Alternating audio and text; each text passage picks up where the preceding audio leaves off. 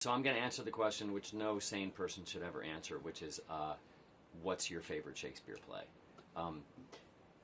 Because, I mean, how can a lover of Shakespeare actually answer that question? But I can, amazingly.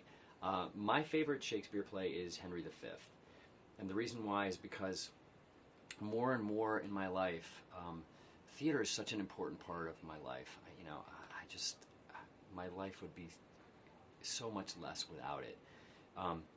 And more and more as I make plays, I appreciate theatricality and how there are things that we can do in the theater that realistic media can't do.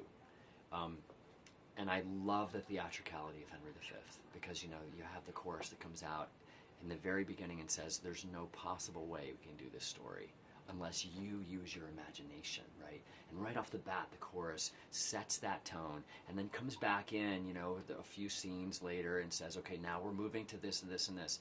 So the theatricality of that, I remember doing a production of that when I was in grad school. A very good friend of mine, Tom Quaintance, directed it and I played Henry. And our budget was $40.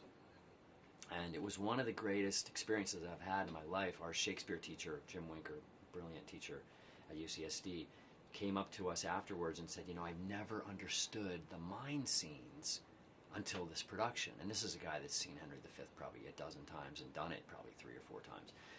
And all we did was we had the actors crawl out from underneath a curtain, and he goes, I got the minds, So the way that play engages with the audience's imagination is just sublime to me. Great. That was awesome. Great.